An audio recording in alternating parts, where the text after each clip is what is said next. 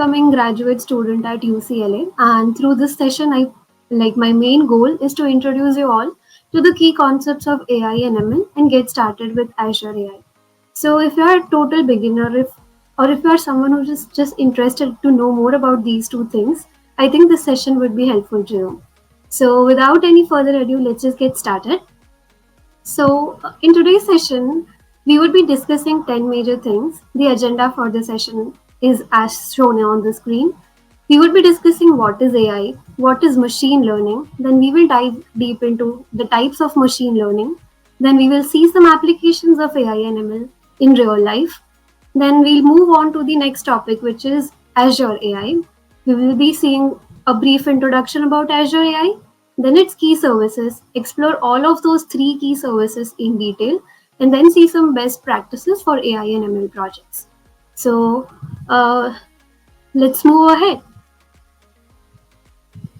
This brings us to our first topic, that is, what is AI?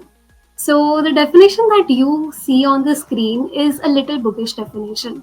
And personally, I like it more when someone explains me in layman terms rather than writing in some technical terms. So if I were to explain you what exactly is AI, so AI is a branch of computer science that deals with basically automating tasks, performing tasks that human can do. So AI, if I have to just summarize it in one line, it is the branch of computer science that deals with teaching machines to act like humans. Now, these machines can perform various tasks which typically include human intelligence, such as visual perception, speech recognition, decision making, and language translation. So, that was a very short and crisp definition about AI. Let's now see what exactly ML is. Now, AI and ML are often terms that we are hearing a lot around us nowadays, but it is very important that you understand the relationship between AI and ML. In most of the cases, you might have observed that these two words are used interchangeably, but that shouldn't be the case.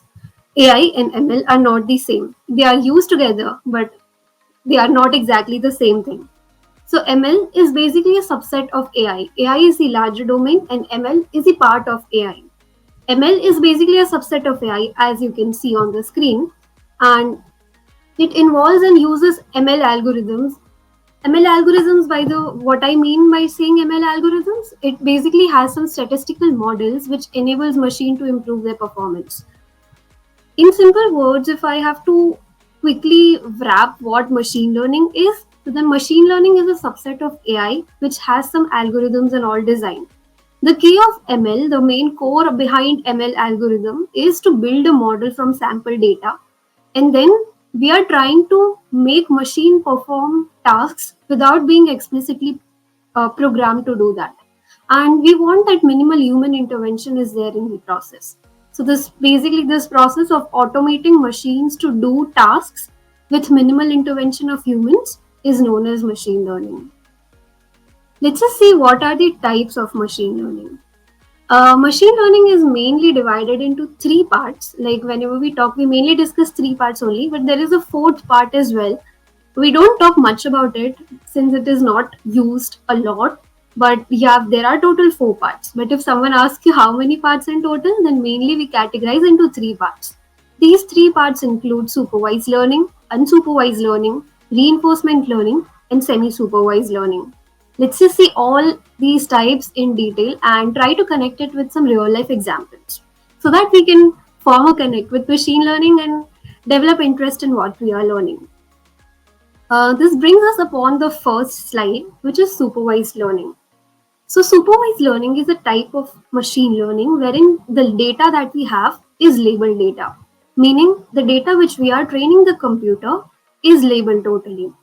So the data has some input labels as well as output labels, and based upon that labels, we try to predict more patterns. So uh, by label, what I mean is like we are given a certain input and we know the corresponding output to that input. So we know the relation between the data that we are given, and based upon that, we try to predict other things. So supervised learning mainly has two types, it's branched into two subzones, which comes about like regression and classification. Sorry. So regression means predicting a continuous line. Now, one common example about regression is like predicting house prices. If you see house price prediction projects, like these are the very common projects in the ML domain. The most famous Boston housing data set, we use it for predicting the house price project mostly. So in this project, we have like our data set has varied number of parameters like the size, location of the house, number of rooms, the average rent, the year the property was built, in n number of parameters. Now, based upon these parameters, we know what price of that particular house was. So we just try to learn from the data, like the input and the output. We know some like a very simple example would be like this house was built in 1970 and this costs some 50 lakhs as of now. So you just know that these type of characteristics, if a house has, then it will cost this amount. Now, based upon this data, we try to devise an algorithm which a machine would learn from and predict outcomes if a similar case is given to it, or even if some unfamiliar case is given, the machine will try its best to learn from the data which was already fed to it and then predict the price for the uh, price for the hour, like the task it was given. The next common example which we have is the classification. Now, classification is based on predicting a categorical label. Now, a common example for this is classifying the emails as spam or not spam based upon the content features. Some of the applications, if we see, of supervised learning in real life are financial forecasting and image segmentation. Financial forecasting is based on regression, and image segmentation is based on classification. Another common example which I can give you about supervised learning would be a basic credit card fraud detection scheme. So in that also we use supervised learning, and basically we are just classifying whether it is working exactly or not. Like, is it a fraudulent email or is it a not fraudulent email? So as simple as that. This brings us upon to the next type, which is unsupervised learning. Unsupervised learning, we do not have labels. As you saw in supervised learning, we exactly knew what input was and what was its corresponding output. But in unsupervised learning, we do not have any historical label. The system is not told the right answer, and we are expecting the algorithm to figure out its way on its own. The goal here is to explore the data and find some structure or some pattern within it. And it works very well on transactional data. Key examples are the key bifurcation of unsupervised learning is classified into clustering and dimensionality reduction. Now, clustering might sound a little similar, but dimensionality reduction is a different topic which we will see. But let's just explore clustering first. So, clustering is as simple as just taking the sample set and grouping all the items which are similar together. You could think of it as color coordinating your outfits, maybe in your wardrobe. So, if you see the examples of clustering, we mainly try to form clusters out of customer data and try to identify segments for targeted marketing campaigns. Now, a common example, like a real life example for unsupervised learning, would be you using an e-commerce site wherein the website monitors your usage and tries to recommend you items or identify some trends. Say for example, if you are going on a shopping website and you're buying some pants.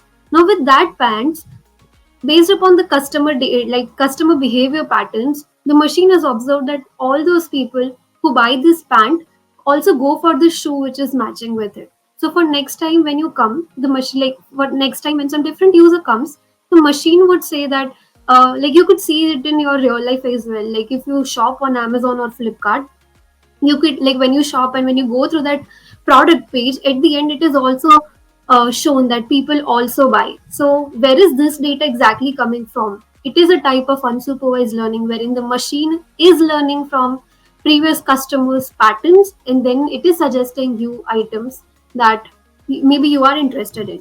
So this was a common example of clustering. The second example, like the second classification of unsupervised learning, is the dimensionality reduction. So dimensionality reduction is basically reducing the number of input variables that are given to us, but at the same time we want to retain minimum minimum and meaningful information.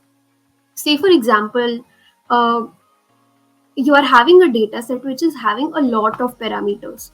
But now we observe that some of the parameters are not significantly contributing to the output.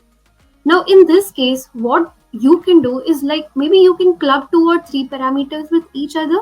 This way, the number of parameters that your model is being trained gets significantly reduced. And the higher the number of parameters your model has, the heavier your model would be, and the more time it would take to train basically. So it is always suggested that if your labels or if your input variables are not contributing significantly, you can either club them or remove them. For doing this dimensionality reduction steps, we usually do it using the principal component analysis for feature selection patterns. Examples again of unsupervised learning, as I said, was market segmentation, anomaly detection, customer behavior analysis. So these were the three key applications maybe which you would see in your day-to-day lives. So this was all about unsupervised learning. This now brings us upon to the next slide and my most favorite one, which is the reinforcement learning. So in reinforcement learning, basically it is a reward-based mechanism, reward punishment based mechanism. Uh, in simple words, if a machine is going in the right direction, we reward it with something, and if it is going in the wrong direction or doing something wrong which is unexpected, then we punish it so that the machine knows that I took some wrong step, I need to go back, and I'm on the wrong track. If I'm gaining some points, which means that I'm on the correct track. So based upon the rewards and punishment, the machine itself able to identify whether it is on the right path or not. Components of a machine, like of a reinforcement learning system, are basically the agent. The agent is I'll explain these components later. Let's just see the words or the terminologies first. So the first thing is the agent, the second is the environment, and the third is the actions. So one common visualization example which I can give you is like, say for example, you are given a maze. If you are familiar with software engineering concepts, we have this standard like very famous DP problem, dynamic programming problem, wherein we are given a grid and there's a robot which is standing on the top left corner and we need to traverse it to the bottom right cell of the grid. A rat in a maze problem is also similar to this. So basically, in you can visualize the rat here as our machine learning model, and its end goal is to reach the bottommost right cell of the grid. So basically, environment, what here means, is the set of the space wherein the machine is working. So the grid in this example becomes the environment. The rat or our machine learning model becomes the agent, because it is the learner and it is the decision maker and the actions that the agent can do. So the agent in our case can either move to the top left, or top, bottom, left, or right cell. So these four paths are the actions for our agent. So this was a very real life example of reinforcement learning, and this is one of my favorite parts of machine learning. Like, I personally enjoy working with this a lot because it's very fun to do stuff. The next, like, if you want to see some more examples, I could see the Atari games.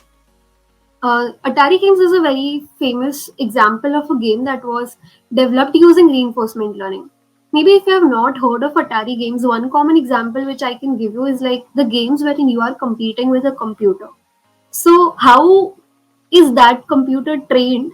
So the computer is basically trained using all these reinforcement learning techniques wherein it would be set free in a environment, and then based upon the actions it would get some rewards and punishments, and based upon his actions, his or her actions, the model will learn, and then using that trained data the computer is now competing against us humans. So that was some examples about reinforcement learning. One other example which is coming to my mind is the driverless cars. Yep, the very cool Waymo cars that you see in San Francisco, or the autopilot cars of Tesla mainly. So all these cars and all the navigation system that they follow heavily rely upon reinforcement learning. So these are the three main types of machine learning. As I said, there is one more type, semi-supervised learning as well. But since it is not used much, or like since we do not talk much about it, I have not included a slide for it specifically. But just to give a brief about it, semi-supervised learning is a combination of supervised and unsupervised learning. Simply meaning it has like the data which we are using for semi-supervised learning, half of it is labeled and half is unlabeled. So that is about semi-supervised learning. This brings us upon the concluding slide about machine learning types. So if you see in this slide, all the types are classified and each has two bifurcations mainly. And if you see supervised learning, we have regression and classification as we discussed. The last line has examples of each one of them. This slide basically sums up what all things that we saw in the previous slide. So I'm not going into depth again. If you are interested, you can just pause this video and have a detailed look upon this machine learning types. Now, let's understand how a machine learning pipeline works, or basically how a machine learning project is designed. So there are certain number of steps that a project has to go through for to be it a machine learning project. Or in simple words, if I can say, we have a software development life cycle. Similarly, we have a machine learning pipeline as well. So it has certain number of steps. Let's just quickly go through each one of these. So first step is fetching the data. Fetching the data means we are just collecting our data sets. Maybe we have to make it, or we are already taking it from some sites like Kaggle or some real life domains. So once we fetch the data, the next particular thing is cleaning the data. Cleaning the data means like, if I can give a quick example of it, you can visualize it as like, maybe if your data has some outliers. So the outliers in the data set can like affect the quality of your machine learning model significantly. So it is very important that you deal with the outliers in a very smart way. Either you remove it or you augment it with some things. It totally depends upon your problem statement, to be honest, but handling outliers is a very important step. So first you fetch the data, then you perform some pre-processing on the data and do the cleaning steps. Prepare the data and cleaning the data, I think we can club it towards uh, in one, like data pre-processing. Other example about apart from outlier could be maybe your data is having some missing values. Say for example, you are like, no data set can be this small, but just for example, you are having 20 values in your data set, and out of that 20 values, 10 values are having some parameter as nil. Now this nil parameter can affect the quality of your machine learning model significantly. And since you only have those 20 records, you cannot afford to remove those 10 records altogether. Else, the data set would become very small and you won't be able to uh, train your model properly. The issues of underfitting and overfitting are very serious, and as I said, they need to be handled with care. So if that is the case, like you cannot remove these records altogether. So in this particular situation, what you can do is like you can take an average of all the 10 values that you have already, and based upon that average, you can augment it to the remaining 10 rows basically. So you'll have a complete data set which has no missing values. Another example could be reverse of it, wherein like you have 100 records and out of that only 2-3 are blank. So in this case, if you remove those 2-3 rows altogether, you will still have 97 data rows. So in this case, your model would still have enough data. So it's totally fine if you don't augment them and just remove it altogether. So it varies a lot depending upon how your data is structured, as well as what you are trying to solve, what your problem statement is. So based upon that, you need to perform some pre-processing steps. Once our data is pre-processed, we generally split it into three parts. Uh, we mostly people split it into two parts only, but three is advised. These three parts be the training data set, the testing data set, and the validation data set. So as the name suggests, training data set is used for training the model. Validation data set is used to check or validate the performance of our model, or validate the results basically. And testing data set is the one wherein we will test our model explicitly. So once our data is splitted, then we explicitly train our model. Once a model is trained, we evaluate the model. This evaluation can be done on the testing data set as well as the validation data set. Now, once we are finalized with our machine learning model, we are okay with it, like, correct, like I'm getting the desired results and it is working fine. Let's now deploy it.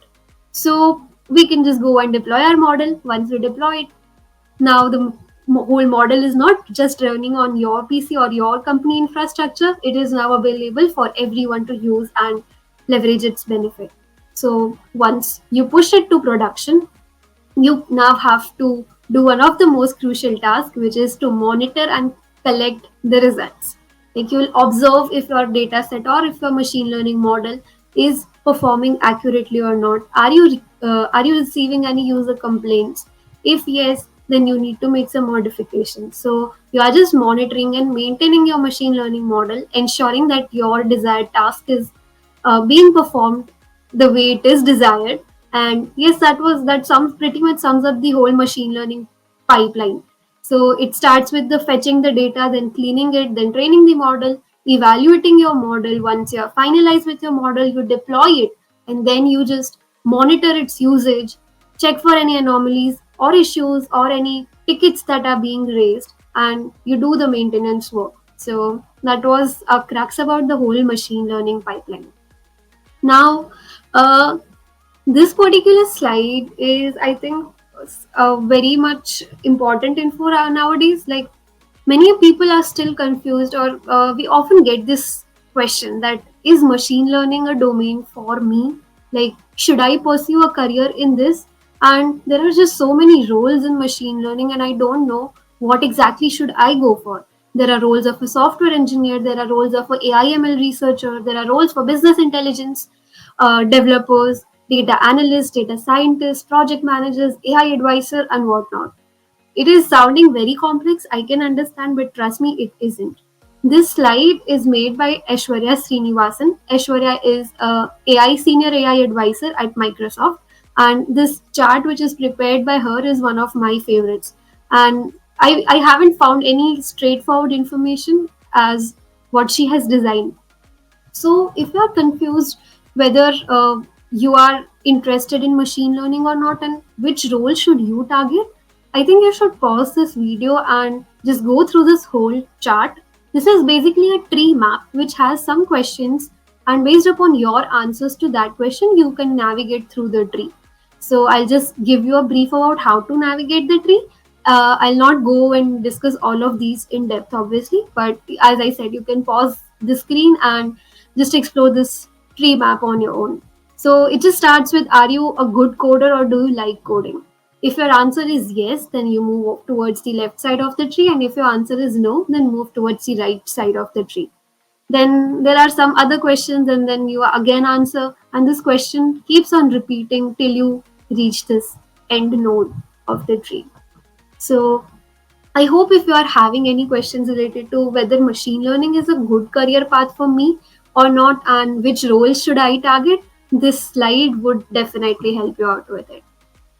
Uh, this brings us upon the next slide, which is examples of AI/ML applications in real life. Sorry, I think this formatting of the slide is a little bit messed up from my side, but since I've already saved it as a PDF, I cannot modify it at the moment. So there are a number of applications of AI and ML in real life, but just to give some key examples, let's just see some different sectors or different domains wherein we use AI and ML. The first one is the healthcare domain, wherein we use AI and ML techniques for disease diagnosis, like by giving personalized treatment plans or drug discovery as well as medical image analysis. If you see one of the common applications or the projects like the Boston Housing House Price Data Prediction Project, the other one is the breast cancer detection project. So it is all like the breast cancer detection project is a mini example of how AI and ML techniques can be used to solve medical image analysis problems. So this was on a smaller scale, but there are multiple models in this field which are leveraged, and a lot of research is going in the med AI field specifically. The next domain is finance, as we saw the examples, the credit card fraud detection or algorithmic trading, like basically predicting the stock prices or credit scoring, as well as risk management, are some of the use cases in the domain of finance. The next example is in the sector of retail, wherein we have customer recommendations, inventory management, as well as personalized marketing. The next zone is autonomous vehicles, as we saw the self-driving cars, drones, as well as the robotic delivery system. I think there's one restaurant as well in Karnataka wherein there is a robot, and that robot the robot comes to serve you all your dishes.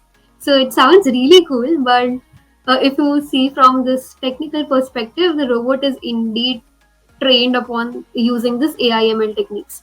So to be honest, this domain is very fun to work with and to understand, but it would be only fun if you just try to relate it with some real life examples or something that you use in a day to day life. This way you would be able to form a connect as well as understand how things are working in a better way. Next thing is the natural language processing. Natural language processing, it uses language translation, sentiment analysis, as well as chatbots. And NLP is like, if you just see, if you have a large chunk of text given to you and you are just generating some insights out of that text, it is using natural language processing. One common example which I can give you about NLP is the Google Assistant that you use, or maybe the way you search with Google Lens. So it is a combination of computer vision as well as NLP. So using computer vision, you are just using your lens to click an image, and out of that image, you are just trying to read some text. Say, for example, um, how can I just quickly wrap it up? Maybe you're having a piece of text given to you, and it is a question, basically a MCQ problem that you want to search an answer to, but that question is very long and you don't want to use your audio to send it off, and sometimes audio detection, one or two words get misplaced as well. So what you are doing is you are using your Google Lens to click a photograph of that particular question, and once the photograph is clicked, what you will do is like you have the option to select text from an image. So how is that being selected? How does the image detect that what text is present in there? So you are using some computer vision techniques to detect that text, and you just then copy paste the text and then search it. So based upon that text, or maybe you are just feeding it in some chatbot, and the chatbot is basically analyzing what you are sending to it and then giving you a relevant example. A common example for this could be ChatGPT that almost everyone uses now. So ChatGPT is one of the best example of large language models, which is using natural language processing. So these were some of the key applications for AI and ML. It is to be noted that there are n number of applications apart from these as well. And this was just to give you a little understanding and just discuss few of the applications. So yeah, this I think with this we will conclude the AIML zone of this slide deck. Now we will move upon understanding what exactly Microsoft Azure is. So Azure AI is basically a set of artificial learning or artificial intelligence services and tools that are provided by Microsoft Azure. It enables developers and businesses to build and deploy AI solutions using the Microsoft's cloud platform. Microsoft Azure is one of the widely used cloud systems which is being offered these days, and it has a wide number of features. Let's just quickly go through that. So if you see, there are many services that are being provided by Azure AI, but the key three services that we are the most frequently used are the Azure Machine Learning, the Cognitive Services, as well as the Azure Bot Service. So if you see the first example, the Azure Machine Learning, so it is a cloud-based service basically. So we saw it in the ML pipeline that once we are happy with our model, we deploy it somewhere. Now for deploying, this is where Azure AI comes into picture. It provides us a cloud-based service through which we can do all these tasks. Like we can train our models, build those models, as well as deploy the ML models so that it is available for everyone to use. It also provides some tools for data preparation, experimentation, as well as the machine learning models. Model management is one of the words which is introduced in this particular slide deck. So, what exactly model management means? Let's just go back to that pipeline example where if you remember, I gave you the example that once a model is deployed, we actively monitor its usage and we just see and we just check if we are getting any complaints for it or not. So, say for example, we got some complaints and we are getting that a machine is performing incorrectly if it is asked some questions or if it is queried in a particular way. Now, to improvise it, we are uh, improvising our machine learning model and we are releasing a new version of it. So, the earlier version was the version 1, and now we have the second version of our model. So, this was just only two versions, so it might seem little okayish, but in real life scenarios, the way on and the scale on which big tech companies or these big tech companies work, basically they have a lot of versions that are going on, and it is very important that these versions are managed efficiently, because there are vulnerabilities as well as bugs in certain models, and if they are not updated or not mitigated properly, uh, large losses can happen. So, model management is one of the key things that you should do while you are working with machine learning stuff. And Azure AI provides a decent interface using which you can manage your models efficiently. Next thing is the cognitive services. So cognitive services is basically it gives you pre-trained models using which you can perform tasks like vision, speech, language, and decision making. It saves a lot of developer effort as well as it has a lot of API collection. The next key service of Azure AI is the Azure Bot service. We saw the chatbot example. Say, for example, you are making your own chat GPT, or maybe you are making own chatbot for your Discord server, or maybe a chatbot for your e-commerce website. So Azure Bot Service basically provides you a platform wherein you can test your model, build your model, deploy your model, as well as you can make your model interact with user through various channels, including the web, mobile, and messaging apps. You can include your chatbot to you can build it on top of another app as well. You can use the WhatsApp API and integrate your chatbot, your business chatbot, into WhatsApp.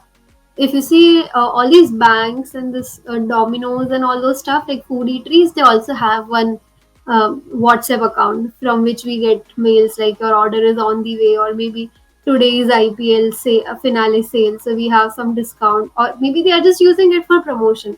But how have they just? I'm just trying to help you visualize this thing using some real life examples. So if you want to do something similar, Azure Bot Service can come to your rescue, and you could make a similar service using Azure. So these were the three key Azure services. We will dive deep into each one of them and see what exact applications do we have for them. So this brings us to the first key service, which was the Azure Machine Learning. So Azure Machine Learning is a powerful platform that supports the entire machine learning lifecycle, starting from data pre-processing to monitoring the usage as well as releasing different versions. So the key features of Azure Machine Learning include automated machine learning, which is AutoML, Azure Machine Learning Studio, as well as the machine learning operations part of it. Operations is basically dealing with operationalization of machine learning models, including the version control, as we discussed earlier, deployment of the models, and monitoring how they are being utilized and how our model is performing in real life. So these were the key features of Azure Machine Learning. If you want to see in depth, I think you can go through the PPT. I'm not going to read everything because it would make the session very boring otherwise. So this was about Azure ML. Next key thing which we had, like the key service which we had, was the Azure Cognitive Services. So as I said, Azure Cognitive Services offers a range of pre-built AI models for various tasks. This includes the vision, speech, language, as well as decision. Vision includes computer vision, facial recognitions, and form recognizer. Speech includes text to speech, speech recognition, etc. A language is also certain understanding parts, and decision is also having anomaly detectors, content moderator, etc. So Azure Cognitive Services is mainly dealing with, if you see, it has a set of pre-trained AI models which you can use directly in your services that will save a lot of effort from your end. You are just using it directly, like the way we use import statements, it's similar to that. So this was about Azure Cognitive Services. Next is the Azure Bot Service. So as I said, it's mainly used to work with chatbots and the way we want our bots to perform. For this, we have the bot framework SDK, which is already provided here. The next is bot framework composer. And the third feature is integration. Integration basically includes support for deploying bots across multiple channels, which includes Microsoft Teams, Slack, or Facebook Messenger. It is to be noted that it is not just limited to these three platforms. There are various other platforms as well, but these were just few common examples. You could visualize the way I gave you the example of WhatsApp integration, so you can use it with that application as well. So this was about Azure Bot Service. Next in which we have is like Azure AI other features. Like since we saw this three features, that's not all what Azure AI has for you. It has numerous other features as well, which includes the AI infrastructure. Now Azure AI has high performing computing resources using which you can train your deep learning models as well. Apart from that, we have n number of numerous n number of development tools as well, which includes different types of IDEs or SDKs and APIs that can be used to facilitate AI model development altogether. And the most important part is responsible AI, which has the tools and guidelines which we want to ensure that we are using or making the ethical use of AI. It focuses on fairness, interpretability, and privacy. Like if you see sometimes, like even in the Meta AI chatbot that was just introduced on WhatsApp, the beta feature, I think some of you only might have that feature. But if you have used it, it has certain features like if you ask a particular question to it, for some use cases, it would say that sorry, I cannot, this is a controversial topic, or sorry, I cannot generate images on this, or something like that. But for some use cases, it might give results. So this is something which shouldn't be the case. It should be fair for everyone. And this highly depends upon what kind of data which was your model was trained. So again, that data pre-processing thing and data cleaning part that we saw earlier is related to this. So don't take data cleaning and data pre-processing steps lightly. So all of these are the Azure AI features in a nutshell. In this slide, I've tried to summarize them all. If you want to use Azure AI for free, like if you are a student, you can try becoming a Microsoft Loan Student Ambassador. Like if you are selected for, like if you are selected as a Loan Student Ambassador, you get some free Azure AI credits, which are very costly otherwise, and then you can use those credits to learn and explore more about Azure AI, build as well as deploy your models, as well as you can give the fundamental of Azure AI certificate examination, which is the AI 900 certificate, for free as well. So if you're a student, there are a lot of benefits for you.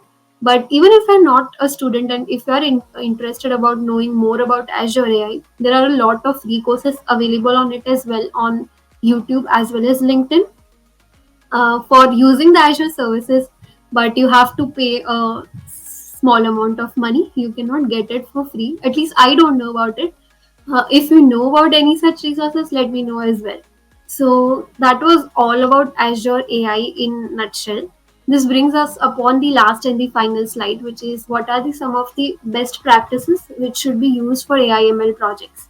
So again, I'm not going to read the whole slide. I'll just go through the pointers. The first thing is define clear objectives. Like before diving deep into the model or before going into data set, just first decide that what goal are you trying to achieve through this particular project. Is ML actually needed to solve this problem, or can I do it without AI and ML as well?